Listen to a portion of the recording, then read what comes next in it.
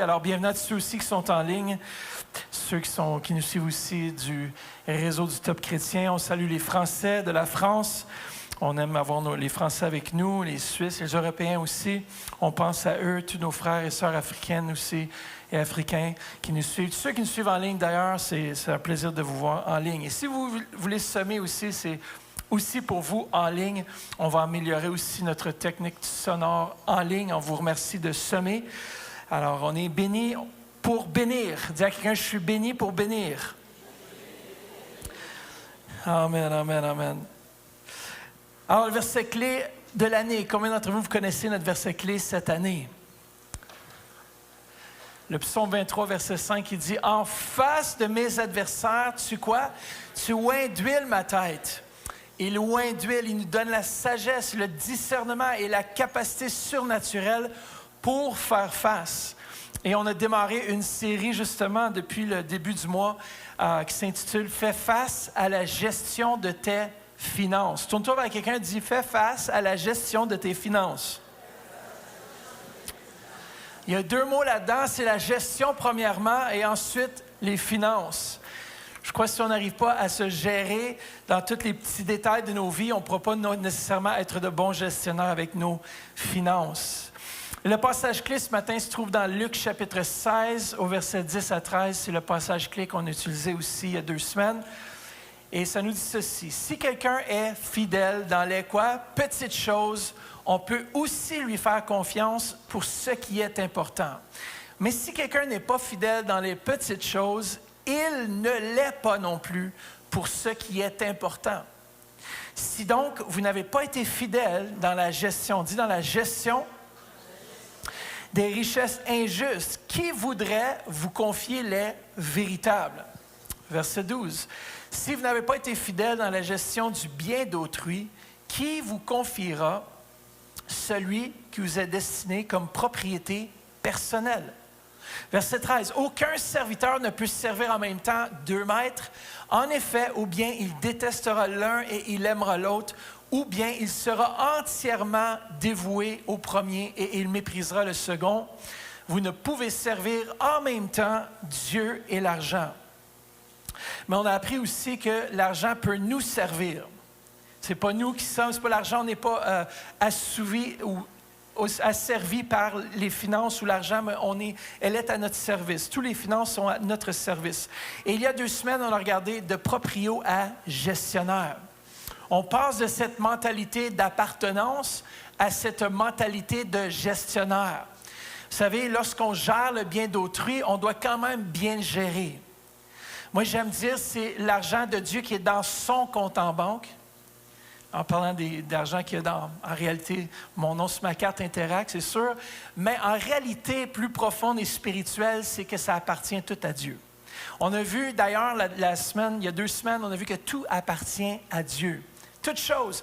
Alors, on doit développer cette mentalité d'intendant. Ça, c'était la première chose qu'on a vue il y a 2 semaines. La deuxième chose qu'on a vue, c'est que la fidélité doit être dans les petites choses. Parce que si tu n'es pas fidèle avec le peu que Dieu te donne présentement, comment est-ce que tu penses que tu vas être fidèle avec plus? Il y en a qui disent, moi, je vais être fidèle quand j'en aurai plus. Mais Dieu a mis quelque chose déjà entre tes mains. La veuve, elle avait très peu, mais lorsqu'elle a donné, elle a donné de son essentiel. C'est plus facile de donner de son superflu, c'est-à-dire de l'excès que nous avons. C'est plus difficile quand ça commence à toucher à ce qu'on a besoin pour vivre. Mais on est fidèle dans les petites choses et on voit Dieu agir même lorsqu'il nous demande.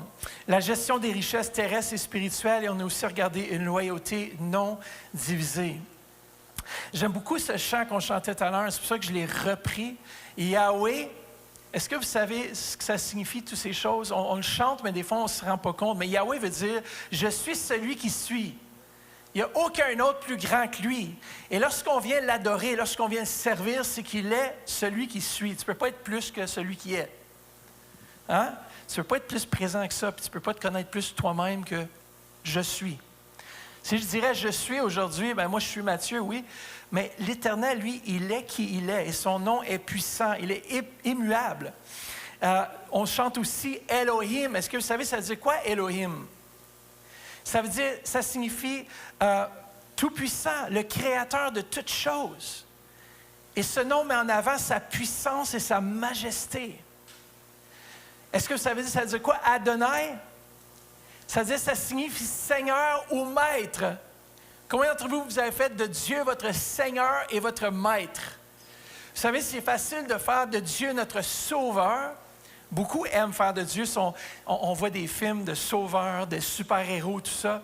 Mais lorsqu'on dit de faire de Dieu aussi notre Seigneur, ça veut dire que je suis soumis à ce que mon Maître demande. Combien d'entre vous pouvez dire Amen là-dessus?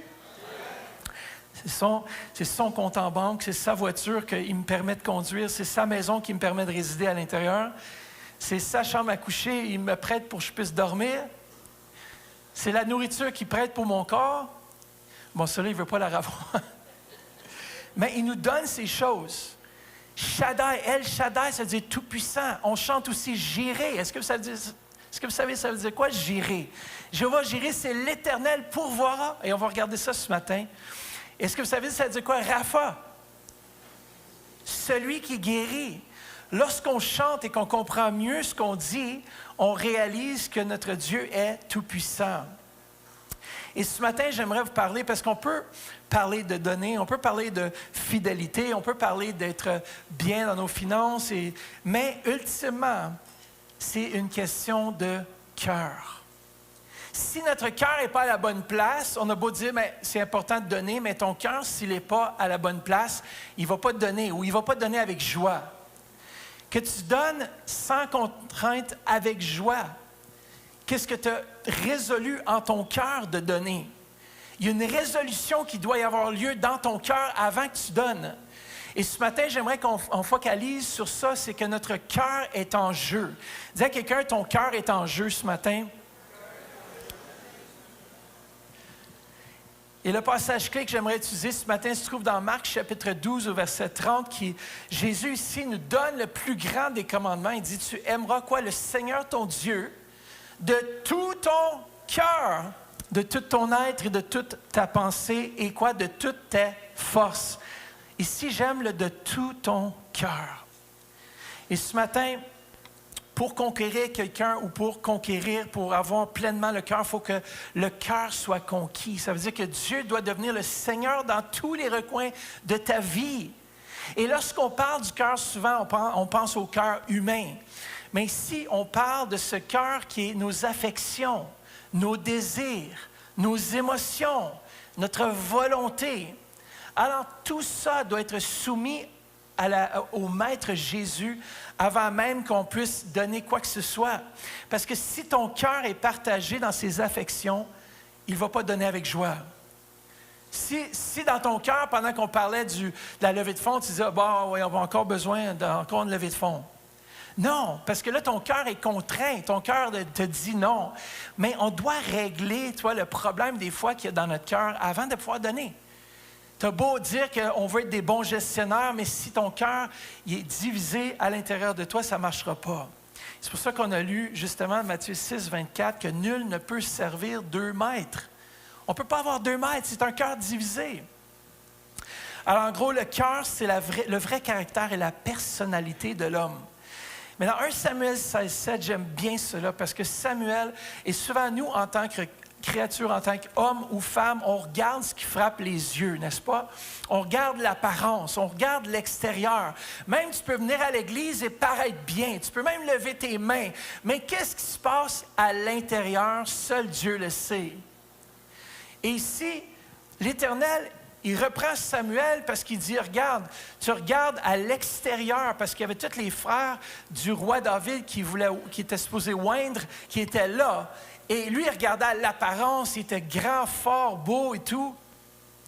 Et puis, il regardait à l'extérieur, mais l'Éternel a repris Samuel et dit, toi, tu regardes à l'extérieur ce qui frappe les yeux. Mais l'Éternel, lui, il regarde au cœur.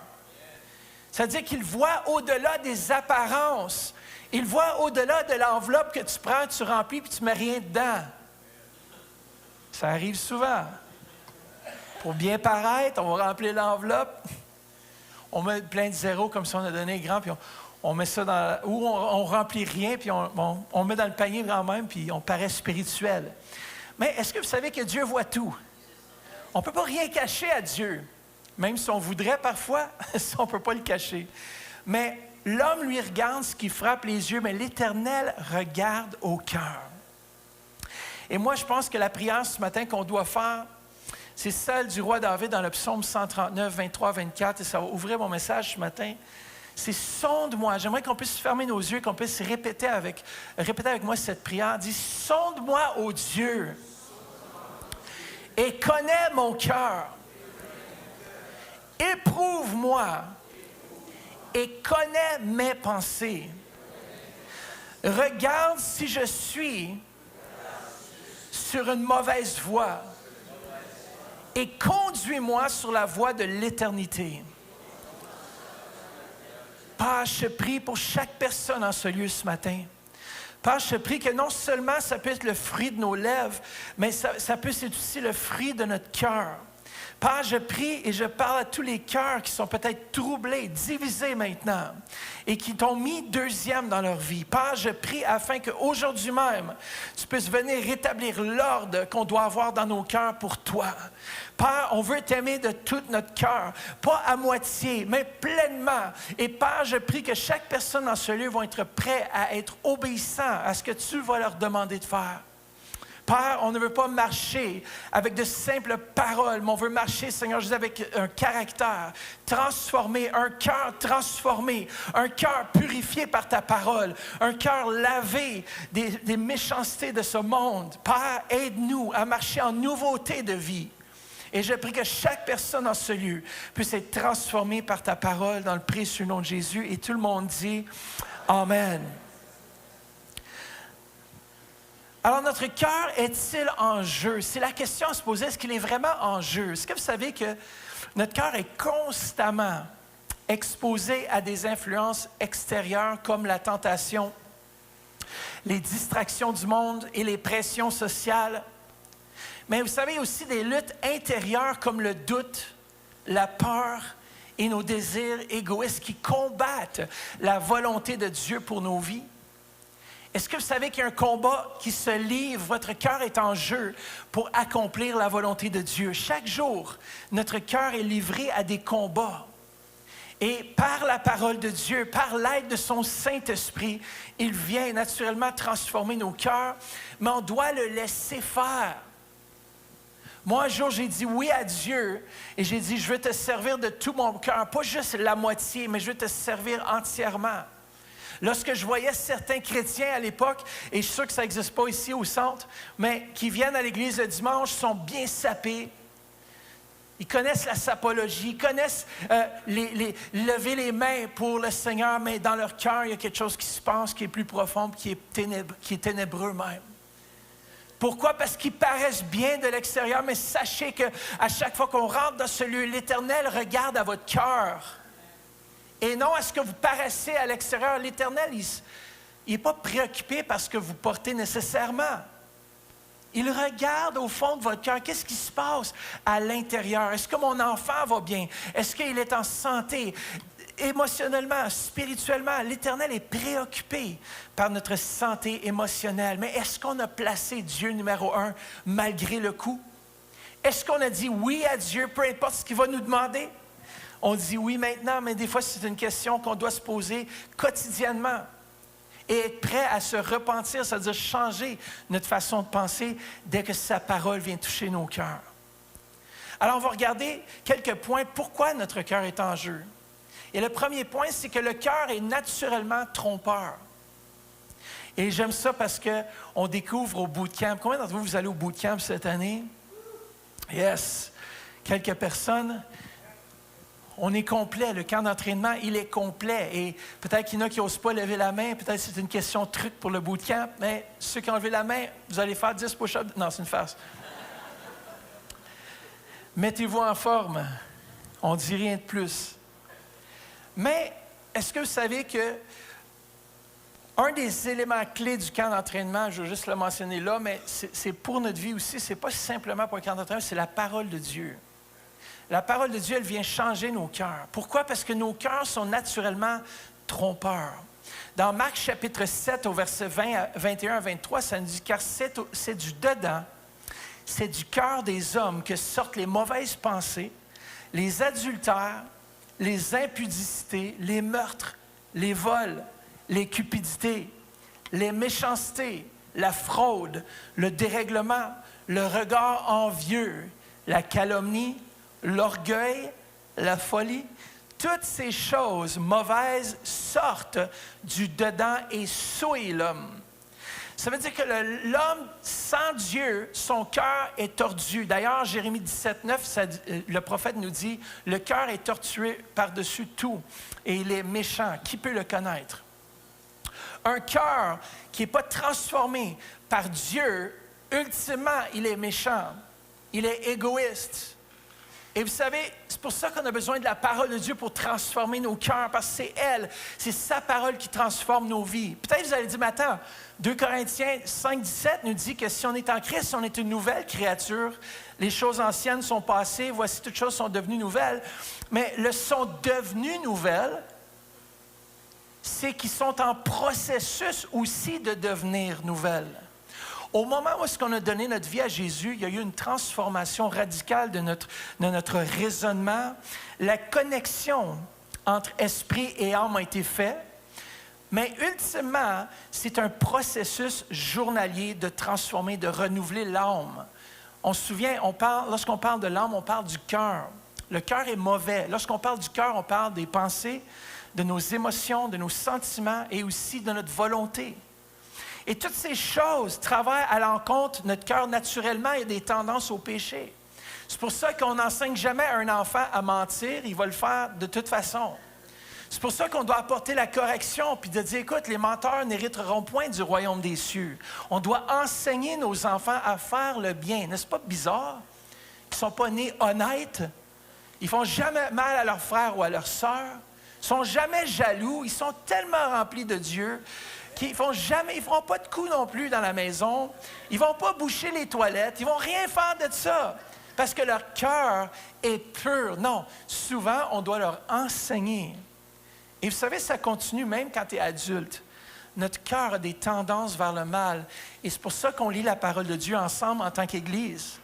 Parce que cette parole, elle vient, dans le fond, vraiment transformer nos vies. Et j'aime tellement ce passage dans Hébreux 4,12 ça doit être un de mes passages favoris qui m'a aidé, dans le fond, à comprendre l'importance de lire la parole de Dieu. Et c'est ça ici. Car la parole de Dieu, elle est quoi? Vivante et efficace. Plus tranchante qu'une épée quelconque à double tranchant ou à 2 tranchants. Elle pénètre jusqu'à partager âme et quoi? Esprit, jointure et moelle. Elle juge les sentiments et les pensées du cœur. Le mot « juger » ici, c'est le mot « arbitrer », qui veut dire comme un arbitre. Le mot, c'est « kritikos ». C'est la parole de Dieu, elle vient trier dans nos cœurs ce qui vient de l'homme charnel et ce qui vient de l'Esprit de Dieu. Alors, si je ne me remplis pas de la parole de Dieu, je vais avoir de la difficulté à discerner ce qui est bien et ce qui est mal.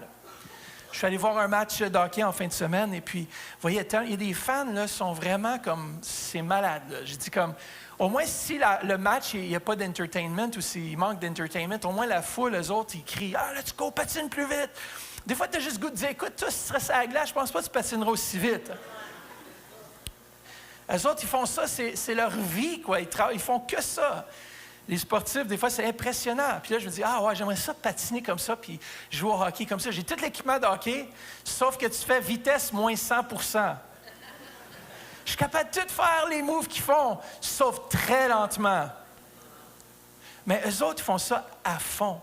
Et je suppose que je m'en vais avec ça, mais pour arbitrer, lorsque on était justement assis très proche, on voyait la vitre, quoi, puis on voyait les joueurs, puis on voyait leur interaction les uns avec les autres. Et il y en a un qui a donné un coup de poing à l'autre, puis l'arbitre n'a pas vu. On dit, oh, il s'est sauvé, lui. Tu sais, des fois, il se sauve avec des coups qui ne sont pas corrects. Et puis on dit, ah là là, si l'arbitre aurait vu, qu'est-ce qu'il aurait fait? Il aurait arbitré, il aurait sifflé, puis il a dit, ça, c'est du roughing. Tu n'as pas le droit de faire ça, tu n'as pas le droit de donner des coups de bâton, ni des coups de poing, pour rien. Et puis, mais la parole de Dieu, elle fait la même chose dans nos vies. Elle vient arbitrer, c'est-à-dire que lorsque l'âme veut proposer quelque chose ou faire quelque chose qui est contre l'Esprit de Dieu, la parole de Dieu, ce qu'elle vient faire, elle vient siffler le sifflet, puis disait, coup bas, c'est pas bon, c'est pas juste. Et c'est ce que la parole de Dieu vient faire dans nos vies. C'est pour ça qu'il faut s'en remplir. Deuxièmement, pourquoi est-ce que le cœur est souvent troublé ou pourquoi est-ce que notre cœur est en jeu? Deuxièmement, c'est parce que le cœur est le siège de nos priorités.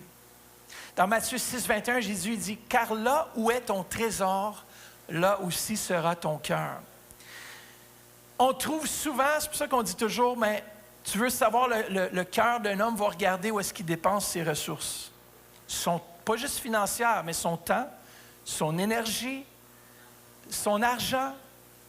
Si tu regardes ça, tu découvres le cœur d'un homme. Alors, à quoi ressemble votre compte en banque et où est-ce que vous dépensez le plus de vos ressources? Est-ce que c'est dans le royaume de Dieu? Est-ce que c'est dans le projet de médias levée de fonds? Quand le Seigneur regarde son argent puis la gestion de vos finances, qu'est-ce qu'il voit? Est-ce que vous êtes en train de vous aller au casino? Est-ce que vous allez faire des choses que Dieu ne vous a pas demandé de faire? Si on fait confiance à Dieu, on est prêt à tout. Frères et sœurs, on est prêt, même lorsqu'on a donné une fois, on est prêt à redonner une deuxième fois. Pourquoi? Parce que ce n'est pas notre argent. Si Dieu me met à cœur de semer un montant encore plus, comme Alex qui partageait, on est surpris des fois de voir, je ne sais pas si je le partageais au deuxième, mais au premier, de voir comment est-ce qu'on donne par année, puis de dire, wow, j'ai donné autant. Et Seigneur, donne-moi la capacité de donner encore plus. Ça, je vais vous expliquer c'est quoi une attitude égoïste. Une attitude égoïste, c'est celui qui vit que seulement pour lui.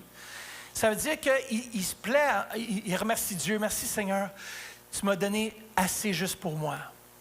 Merci Jésus que tu combles mes besoins. Mais est-ce que vous savez ultimement que c'est une attitude égoïste? Pourquoi? Parce que je veux en avoir plus pour être en mesure d'être une bénédiction. Frères et sœurs, lorsqu'on a juste assez pour nous, on ne peut pas être une bénédiction.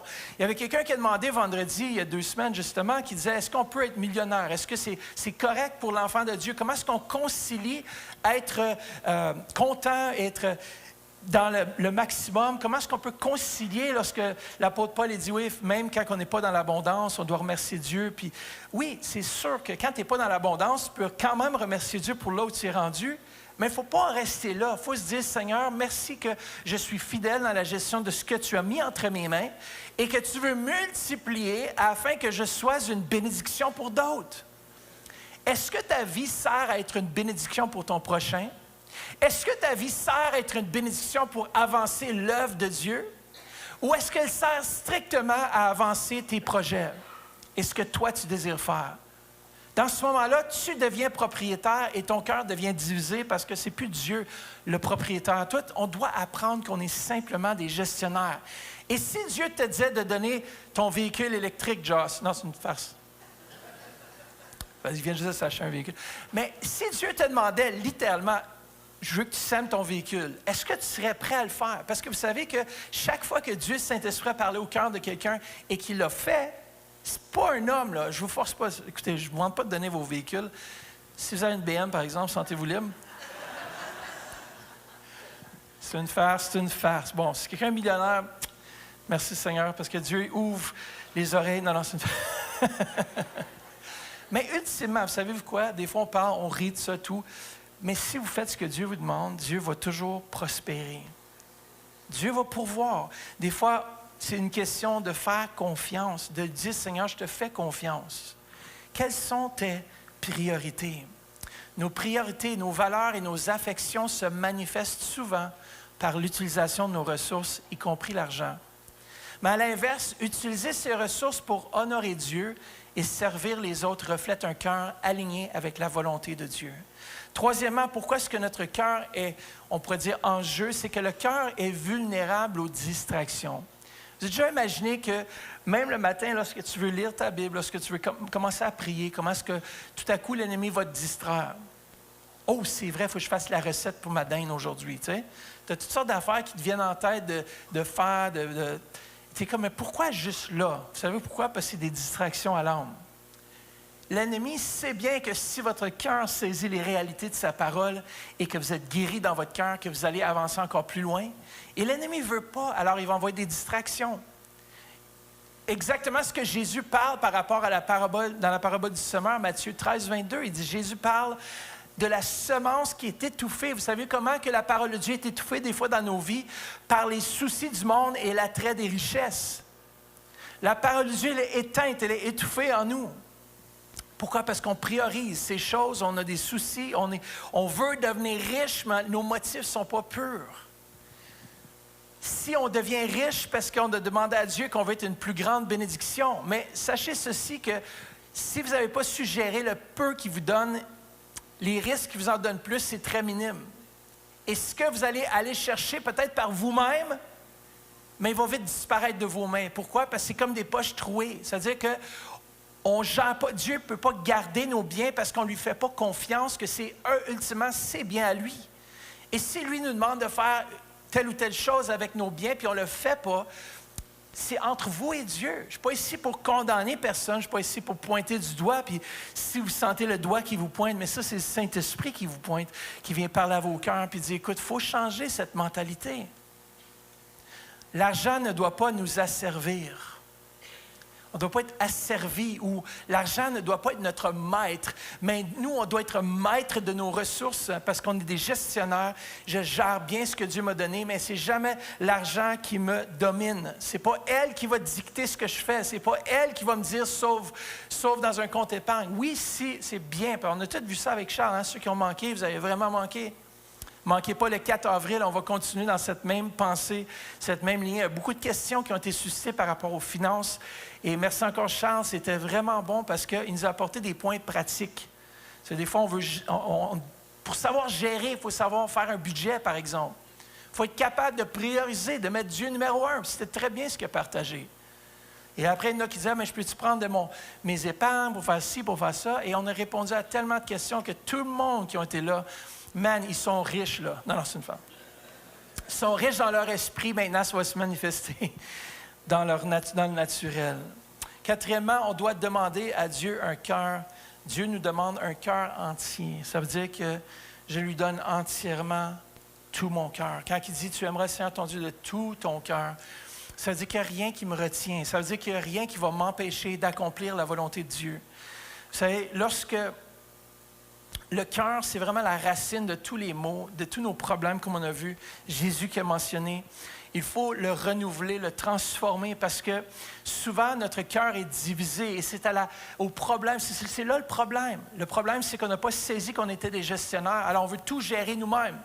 Et Dieu n'est pas numéro 1, on place autre chose numéro 1 dans notre vie. Et vous savez quoi, Ézéchiel va plus loin, puis il dit, vous savez qu'est-ce qui se passe, c'est que vous avez idolâtré, des choses qui sont devenues vos idoles.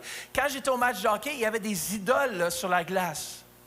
Mais moi, je me dis, si une de ces idoles-là se fait mal, il n'est plus là le lendemain, vous comprenez? Mais on place des fois des gens, des situations, des choses au-dessus de Dieu. Et après, on se demande pourquoi dans notre vie, ça ne va pas bien. Parce que Dieu veut la première place. Et il va faire en sorte que des fois, les circonstances dans ta vie vont te ramener à une position d'humilité pour reconnaître que Dieu est Dieu, puis personne n'est comme lui. Aujourd'hui, tu peux te retrouver dans des richesses incroyables, mais demain matin, si le marché boursier crash, tu peux tout perdre. C'est pour ça qu'il faut faire confiance à Dieu, parce que Dieu veut protéger ce que tu as déjà et peut-être qu'il va te guider de le sortir ou de le placer ailleurs. Placez-le dans la levée de fonds. Ça, c'est sûr et certain que c'est de la bonne terre, parce que ce qu'on utilise, les choses pour le royaume de Dieu, c'est une bonne terre, fertile. Et souvent, qu'est-ce qu'on appelle lorsque quelqu'un est divisé dans son cœur? On appelle ça la prostitution spirituelle. Écoutez bien. On se livre à toutes sortes de choses. Ézéchiel, il encourage le peuple de Dieu ou les décourage de se tourner vers des idoles et de l'idolâtrie parce qu'ils plaçaient des statuettes, des choses au-dessus de Dieu. Ils avaient sorti d'Égypte, comme on a vu, mais l'Égypte n'était pas sortie d'eux. Alors souvent, lorsqu'on est sauvé, il y a beaucoup de choses qu'on a mal appris et qu'on ne comprend pas encore, et ces choses-là deviennent nos dieux. Mais on appelle ça la prostitution spirituelle quand ton cœur est divisé. Ézéchiel 16, 32, il dit, « Mais comme une femme adultère, tu te tournes vers des étrangers au lieu d'aimer ton mari. » Ici, si on regarde dans le contexte, il compare Israël à une épouse infidèle qui abandonne Dieu pour adorer des idoles. Et cette infidélité est décrite comme une forme de prostitution spirituelle. Est-ce que peut-être dans ton cœur, il y a de la prostitution? On a dit que du cœur, toutes les méchantes choses sortent. Écoutez bien, moi, je veux toujours me remettre devant Dieu et dire, Seigneur, je veux obéir à ta volonté. Je veux faire ta volonté en premier. Nos cœurs, parfois, ils ont juste besoin d'être renouvelés, transformés. Ce matin, vous avez une petite dose du Saint-Esprit, de sa parole qui vient vraiment éclaircir. Vous savez, des fois, ça frustre un peu quand on entend la vérité.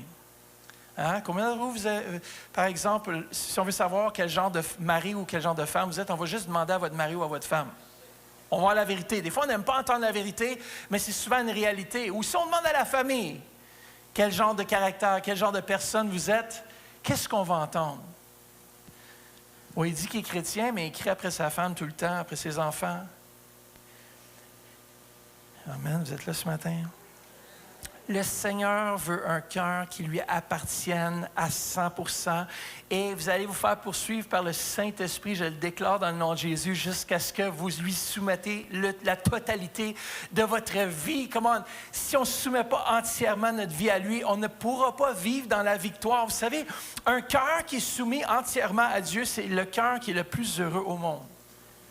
Lorsqu'on est capable de tout soumettre à Dieu et que, tu sais, peut-être tu as mis de l'argent de côté pour une telle chose, puis Dieu te dit, mais tu vas prendre ce montant-là, puis tu vas l'investir dans le projet levée de fonds pour le son. Puis là, tu dis, mais non, Seigneur, comment ça? Ça fait longtemps, ça fait 2-3 ans, Jacques, mais si Dieu te le dit, écoutez bien, c'est que Dieu va ouvrir une porte afin que vous puissiez avoir ce que vous désirez et en même temps bénir l'œuvre de Dieu.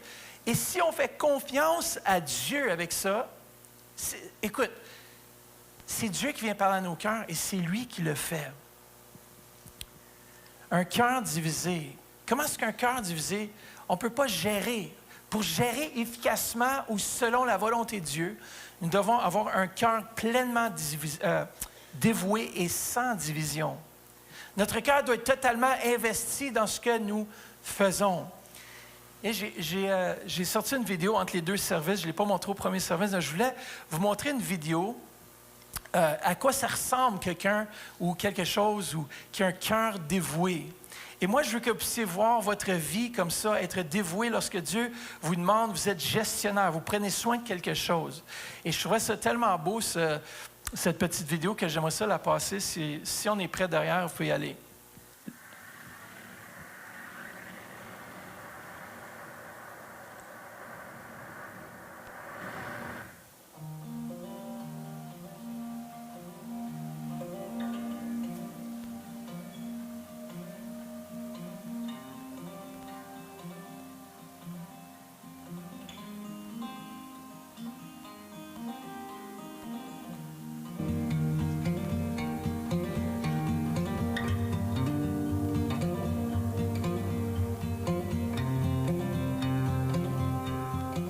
Voilà.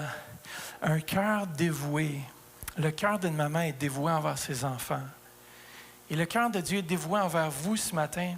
Pour dire, on ne peut pas avoir un cœur divisé. Et lorsque Dieu vous donne quelque chose à gérer, comme vous voyez, la nature sait gérer ce qu'on lui a donné. L'aigle, il sait qu'un jour, ses aiglons, ses petits vont s'envoler pour faire leur propre chemin.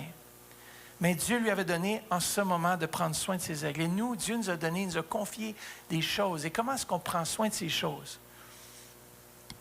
Vous êtes là ce matin? Un cœur divisé symbolise une hésitation ou une incapacité à choisir Dieu pleinement, ce qui mène à l'accumulation de péchés et de désobéissance. Un cœur divisé symbolise une hésitation ou une incapacité à choisir Dieu pleinement. Dans ma vie, il y a plusieurs endroits, Dieu m'a dit, tu vas abandonner ça. Oui, Seigneur, je vais le faire. Vous savez, c'est beau. J'aime les gens qui disent, moi, je veux servir Dieu jusqu'au bout. On chante la chanson de Luc Dumont, jusqu'au bout, je veux te suivre, comme l'apôtre Pierre, qui disait, je veux mourir avec toi, maître. Vous vous souvenez de ce qui arrivait à l'apôtre Pierre? Il y avait la volonté, mais pas le caractère. Quand est venue une femme, là, pour l'homme de l'époque, c'était comme humiliant dans le sens que c'est une femme qui t'a demandé, est-ce que tu n'étais pas avec Jésus, toi? Jésus, c'est qui Jésus? Alors des fois, on va aller jusqu'au bout, mais est-ce que nous sommes vraiment, réellement prêts à aller jusqu'au bout? Et c'est la question de nous demander, Un cœur divisé symbolise une hésitation ou une incapacité à choisir Dieu pleinement. Ce matin, moi, je déclare que vous allez être capable de choisir Dieu pleinement parce que vous êtes des hommes et des femmes de Dieu qui ont placé Dieu numéro 1 dans leur vie. Je termine avec ces deux histoires ce matin qui vont vous aider à comprendre. Premièrement, on va regarder l'exemple d'un cœur divisé et deuxièmement, un cœur qui est uni avec celle de Dieu. Regardez bien cette histoire biblique de Jésus et le jeune homme riche. Peut-être vous le connaissez, l'histoire déjà, mais c'est drôle parce que cette histoire est relatée par Matthieu, Marc et Luc. C'est-à-dire qu'elle a de l'importance dans le Nouveau Testament et cette histoire a marqué les disciples à jamais. Et regardez ce que ça nous dit au verset 20. Vous savez, Jésus se tourne vers cet homme qui dit « Je veux te suivre jusqu'au bout, Seigneur, comme Luc Dumont, je veux te suivre jusqu'au bout. » Vient la tempête, vient la tentation, il dit « J'ai tout fait ce que j'ai suivi de A à Z, tous les commandements, j'étais obéissant à mes parents, j'ai suivi tout. » Regardez, il y avait une chose qui le retenait, le jeune homme riche, c'était quoi? C'était son argent. Il était attaché à ses biens plus qu'à Dieu. Imaginez-vous, l'histoire aurait pu tourner qu'il vend tous ses biens et qu'il donne aux pauvres. Il dit, vends tous tes biens, distribue-le aux pauvres et viens et suis-moi. On va lire ensemble à partir du verset 20 dans Matthieu 19 qui dit, « Tout cela, lui dit le jeune homme, j'ai observé depuis mon enfance. Qu'est-ce qui me manque encore? » Et peut-être certains d'entre vous, on se pose la même question, mais moi je veux suivre le Seigneur, je le suis jusqu'au bout, mais qu'est-ce qui me manque encore? Jésus lui répondit, et j'ai l'impression que Dieu veut toujours aller chercher le cœur. Ici, ce n'était pas une question qu'il avait besoin de ressources. Il poussait le cœur, son cœur était en jeu. Et son cœur était plus attaché au bien de ce monde qu'à Christ lui-même. Il dit, Jésus lui répondit, si tu veux aller jusqu'au bout, je veux te suivre. Va vendre tes biens et donne-en le produit aux pauvres. Ainsi, tu t'assureras un trésor dans les cieux. Est-ce que vous pensez que s'il aurait fait ce que Jésus lui avait demandé, il aurait eu un trésor beaucoup plus grand que l'or et l'argent qu'il avait à cette époque? Puis, reviens et suis-moi. Et souvent, lorsque Dieu nous demande de faire une chose, si notre cœur est plus attaché aux ressources de ce monde ou à autre chose que lui, quand tu l'entends, tu fais comme le jeune homme riche, ça dit le jeune homme riche s'en alla tout triste, car il était très riche. Et souvent, lorsqu'on entend et qu'on voit qu'est-ce que la volonté de Dieu exige, on peut aller tout triste parce que notre cœur a besoin d'être transformé. Mais j'entends tellement d'amen ce matin, ça doit frapper fort en quelque part. Il y a quelqu'un qui est en train de vivre un combat interne intense. Il dit, ouais, mais pas ça. Tout sauf ça. Je vais vous montrer la différence. On voit un cœur qui était divisé entre servir Christ à fond, à 100%. Moi, là, lorsque j'ai donné ma vie à Jésus, là, j'ai dit, je veux le servir à 100%. C'est-à-dire que je serai prêt à tout donner. Lorsque Dieu me dit, tu donnes, tu fais ceci, tu fais cela. Pourquoi? Parce que si je suis fidèle, lorsque je me présente devant lui, il va me demander de rendre des comptes. Rendre des comptes, premièrement, de chacun d'entre vous, parce qu'il m'a confié chaque personne ici. Et moi, j'ai des comptes à rendre. Frères et sœurs, c'est encore plus difficile. Pour moi, j'ai beaucoup de comptes à rendre.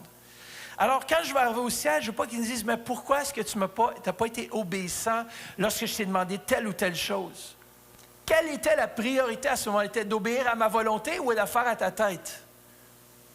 On va avoir des comptes à rendre un jour. Ce n'est pas envers Pasteur Mathieu, ce n'est pas envers Église Le Centre, c'est envers Dieu lui-même, parce que c'est une question de cœur, c'est entre vous et Dieu.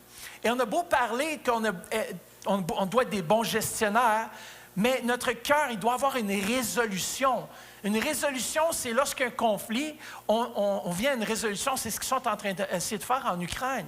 Ils essaient d'arriver à un endroit où il y a une trêve, où est-ce qu'on arrête ça. On doit avoir une résolution pour que les vies, on arrête de tuer les gens.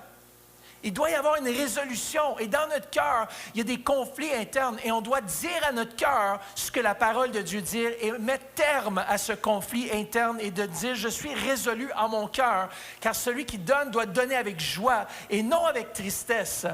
Le jeune homme riche était triste parce qu'il avait beaucoup de biens. Si tu as beaucoup de biens, peut-être Jésus va te demander de faire un pas de foi. Et même si tu n'as pas énormément de biens, c'est là que ça fait plus mal. Mais est-ce qu'on va faire confiance à Dieu avec ce qu'il nous a donné? Mais que j'aime l'histoire d'Abraham et Isaac. C'est l'histoire la plus touchante pour moi que lorsqu'on la lit comme ça, qu'on comprend l'intensité d'Abraham et sa volonté de faire à 100% ce que Dieu lui demandait de faire, on comprend maintenant c'est quoi l'obéissance, d'aller jusqu'au bout. Écoutez bien, Abraham ici, vous savez qu'il y a eu un enfant qui s'appelait Isaac avec Sarah, mais qu'avant Isaac, il y a eu un fils qui s'appelait Ishmaël. Ça veut dire qu'il a voulu faire par lui-même dans la chair au lieu d'attendre les promesses de Dieu à travers Sarah. On sait que Sarah était devenue âgée. Elle a même ri lorsque les anges sont venus dire qu'elle était pour enfanter. Elle dit « Je suis rendue trop vieille. » Et Abraham aussi était rendu vieux. Mais malgré ça, il y a eu un fils qui était le fils de la promesse, qui était Isaac. Il savait que de Isaac était pour naître une descendance qui était pour être grand comme les étoiles du ciel. Lorsqu'il a dit « Lève les yeux vers le ciel et regarde la promesse », c'est tous les enfants que Isaac va pouvoir porter. Ça va être tes fils, ça va être de ceux qui vont hériter la promesse. Puis on sait que les enfants d'Abraham et d'Isaac ont été de ceux qui ont hérité des promesses. Mais regardez ici, même quand tu as un appel, même quand que Dieu t'appelle à faire quelque chose, c'est ton Isaac. Dieu t'a appelé à faire quelque chose. Il dit, voilà, là tu sens que tu es rendu à l'appel de Dieu dans ta vie. Qu'est-ce qu'il va faire? Il va te demander de le sacrifier. Tu es comme, what? Ça fait aucun sens. Dieu, tu m'as donné, c'est bien, tu veux que maintenant je le donne? Tu veux que je donne mon Isaac? On va tous avoir un moment Isaac dans notre vie. C'est-à-dire qu'on va devoir choisir entre ce que nous, on pense être bien et entre ce que Dieu pense être bien. Vous savez, pour Abraham, imaginez-vous, Dieu lui demande, tu vas partir, tu vas aller sacrifier ton fils.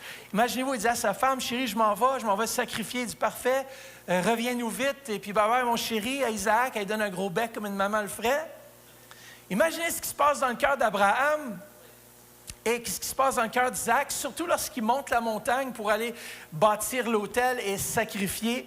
Même le fils, on dit qu'il avait entre 12 et 19 ans. Ce n'était pas un jeune de 4-5 ans, là.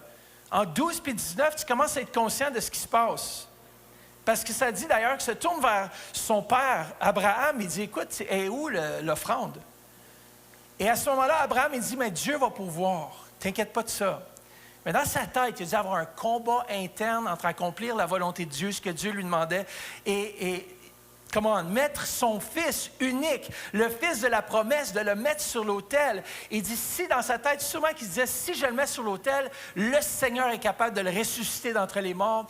Le Seigneur est capable de faire tout ce qu'il veut. Et il veut ressusciter vos vies ce matin. Et comme Isaac, on doit le mettre sur l'autel. Et vous savez que c'est le premier endroit dans la Bible où est-ce qu'on entend Jéhovah Jireh. Dans le chant qu'on chantait tout à l'heure, c'est la première fois dans la Bible qu'on voit que Dieu pourvoit. Dans Genèse 22, 14, ça dit « Abraham donna à ce lieu, dès qu'il a levé le couteau pour tuer l'enfant, un ange est venu puis il l'a empêché. Et tu regardes, et puis il y avait un agneau, pas un agneau, mais un bouc qui était pris dans un buisson. Imaginez-vous, Dieu a pourvu. Et lorsqu'on fait confiance avec ce que Dieu nous a donné, même si c'est ta promesse, même si c'est ce que Dieu te donne le plus cher, et qu'on dit, Seigneur, si je donne ça, c'est que tu as un moyen que tu vas pourvoir autrement. Il l'a mis sur l'autel, l'a attaché, imaginez-vous. Je ne sais pas comment ça s'est passé, mais Abraham, il a dû être fort pour retenir son fils. L'attacher puis le mettre sur l'autel, soit ça où il l'a convaincu de quelque chose. Je vais te donner, je ne sais pas, une coupe de bouc après, des agneaux. Ouais, mais là, je ne serai plus là pour les... Mais l'Éternel a pourvu dans le moment les plus difficiles d'Abraham. Et je veux vous dire que si on est prêt à mettre tout sur l'autel, tout ce qu'on pense être vrai, vous savez, c'est une question de cœur. Et nos cœurs, parfois, il y a un enjeu pour être prêt à tout donner à Dieu. Et j'ai dit au premier service, j'essaie de le redire cette fois ici aussi, c'est que souvent notre cœur ne connaît pas la fin de l'histoire. Dieu connaît la fin de l'histoire. Dieu connaît toutes choses. Dieu sait que si on est obéissant ici, même quand ça ne fait pas de sens, que Dieu a une solution, Dieu a quelque chose qui s'en vient et que ça va ouvrir la porte. Ton obéissance aujourd'hui va ouvrir la porte pour ce qui s'en vient. Vous savez, c'est dans ces moments-là où est-ce que Ça ne fait pas de sens, comme Abraham ici, ça ne fait pas de sens de façon logique, écoutez bien, que Dieu pourvoit pour vous de façon surnaturelle. Lorsqu'on fait confiance à Dieu, plus qu'à nos propres pensées, plus qu'à nos propres moyens, c'est là qu'on a mis notre Isaac sur l'autel. Ça veut dire qu'on place notre foi en Dieu et non dans nos ressources ou dans ses ressources. C'est Dieu qui pourvoit et c'est lui qui va vous donner. Tourne-toi vers quelqu'un et dis, Dieu va pourvoir dans ta vie.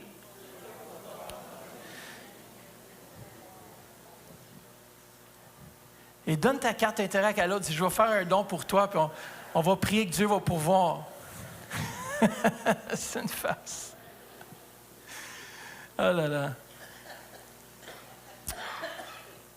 C'est pour ça que Salomon a écrit justement dans Proverbe 4, 23, « Garde ton cœur plus que toute autre chose, car de lui viennent les sources de la vie. » Garde ton cœur, ça veut dire fais attention à ce que tu laisses entrer dans ton esprit, dans ton âme, que ce soit des influences, des pensées ou des émotions négatives. Ces éléments peuvent impacter ta vie. Et il dit aussi, car de lui viennent les sources de la vie. Et cela, ça souligne vraiment que tout ce qu'on fait, tout ce qu'on ressent et tout ce qu'on décide découle de l'état de notre cœur. Alors ce matin, quel est l'état de votre cœur? Peut-être que j'aimerais qu'on termine avec cette pensée ce matin et peut-être que vous n'avez peut-être pas fait confiance à Dieu à 100% à tous les niveaux. Mais j'aimerais ce matin que peut-être vous êtes ici, puis peut-être que l'enseignement aujourd'hui, ça fait « ouch » parce que vous savez ce que vous devez faire, mais vous ne l'avez pas fait encore. Et peut-être c'est pas du tout financier, peut-être c'est juste Dieu t'a demandé d'aller demander pardon à telle personne, de rectifier un problème que tu ne l'as pas fait encore. Et lorsqu'on ne fait pas la chose que Dieu nous demande, c'est qu'on se met au-dessus de Dieu, puis on dit « mais moi, je connais mieux que toi. Je connais mieux que ta parole. Et je n'ai pas besoin de faire ça maintenant. » Et lorsqu'on place autre chose au-dessus de Dieu et de sa parole, ça devient dans le fond notre fonctionnement, notre idole, notre façon de fonctionner. Et Pasteur Vanessa l'avait amené aussi au début d'année, par exemple, par la vision appliquée. Elle avait dit, est-ce qu'on va se fier sur notre façon de voir les choses ou est-ce qu'on va se fier à la parole de Dieu? C'est la vérité absolue. Dans ce monde, on dit qu'il n'y a pas de vérité absolue. Tu y vas selon ce que tu penses et ce que tu ressens. Imaginez-vous si tout le monde à l'Église, on fait ce qu'on ressent, ce qu'on pense, sans se mettre sous l'autorité de la parole, ça deviendrait très chaotique. Notre monde est rendu là aujourd'hui parce qu'on cherche une base morale sur laquelle appuyer notre foi, mais on n'en trouve pas. Et en dehors de Dieu et de sa parole, il n'y a pas de base morale, il n'y a pas rien. Les gouvernements veulent essayer d'établir des règlements, des choses qu'on fait, plus d'inclusivité, plus de ci, plus de ça, mais en réalité, si la parole de Dieu n'est pas à la base de ce que tu fais, tu es perdu. Généralement, tous ceux qui n'ont pas la parole de Dieu dans leur vie sont perdus. Parce que, qu'est-ce qui arrive? C'est qu'ils suivent les instincts de leur cœur. Qu'est-ce qu'il y a dans ton cœur? On l'a vu tout à l'heure. Si la parole de Dieu n'est pas numéro 1 dans ta vie, si Dieu n'est pas numéro 1 dans ta vie, il ne va pas sortir de belles choses du cœur. Et l'homme aujourd'hui se pose beaucoup de questions. Mais ce matin, peut-être toi-même, tu te poses la question, peut-être je n'ai pas été obéissant à Dieu dans les petites choses. Peut-être qu'il y a un combat qui se livre pour ton cœur. Et même lorsque je parlais ce matin, peut-être même tu étais frustré à l'intérieur pour dire, bien là, on parle de finances, on parle de ci, nanana, nanana. Mais vous n'avez pas besoin de donner, hein? Rien, personne ne vous force ici à donner quoi que ce soit. Ce qu'on donne, on le donne parce que notre cœur est convaincu et qu'on a résolu dans notre cœur. Et il y a beaucoup de gens que leur cœur est en conflit. Et ce matin, j'aimerais que vous puissiez apporter une résolution dans votre cœur de dire, Seigneur, je veux te dévouer mon cœur entièrement. Ça veut dire que, peu importe, Saül n'a pas voulu vouer à la destruction tout ce que Dieu lui avait dit de détruire. Il a dit, je vais garder quand même le meilleur des brebis, des boucs, des choses, parce qu'il faut quand même s'enrichir avec la guerre qu'on a faite. On a accumulé beaucoup de biens. L'Éternel a dit, non, tu détruis tout, absolument tout. Et c'était le test du cœur. Malheureusement, Saül n'a pas passé l'examen et c'est pour ça qu'il a perdu sa royauté. C'est pour ça qu'à ce moment-là, que David était là et qu'il avait été oint comme roi. Pourquoi? Parce que dans nos vies, si on ne place pas Dieu numéro 1, il ne peut pas continuer à bénir nos vies. Et moi, je crois vraiment que si on veut marcher de gloire en gloire, qui ici veut marcher de gloire en gloire? on doit mettre Dieu numéro un. Comme frères et sœurs, on vit dans un temps où est-ce qu'il faut mettre Dieu numéro un, c'est-à-dire qu'il faut lui faire confiance. Est-ce qu'on va se fier à l'économie actuelle ou est-ce qu'on va se fier à l'économie de Dieu? L'économie dit ça va mal. Ça va mal dans ce monde, mais nous, on a un Dieu qui est tout-puissant, qui est Jéhovah Jireh. L'Éternel va pourvoir. Des fois, on ne sait pas comment, mais il va pourvoir. Il va pourvoir à tes besoins dans la mesure où est-ce que tu le places numéro un, que tu lui fais confiance. Lui faire confiance veut dire que tu es obéissant à sa voix. Pas à la voix du pasteur, mais à la voix du Saint-Esprit qui parle au travers du pasteur. Le Saint-Esprit, c'est lui qui apporte la conviction dans nos cœurs. Moi, je ne peux pas le faire. Moi, j'ai besoin de la puissance de Dieu. J'ai besoin de son Saint-Esprit qui me revêt présentement. Et vous avez besoin aussi. Et j'aimerais faire un appel ce matin. Peut-être que votre cœur n'est pas entièrement dévoué à Dieu. Peut-être que vous le savez. Vous savez qu'il y a des choses dans votre vie. Peut-être que ce n'est pas la façon de gérer vos finances. Peut-être que c'est autre chose. Mais Dieu n'a pas la première place. Et j'aimerais faire cet appel. Ce n'est pas nécessairement un appel de rétrograde. Parce que souvent, les gens sont souvent ignorants des fois des choses qui... Mais moi, je sens qu'il y a des gens qui ont été touchés par ce que je partageais et que leur cœur est vraiment dans un... Il y a un enjeu pour votre vie présentement.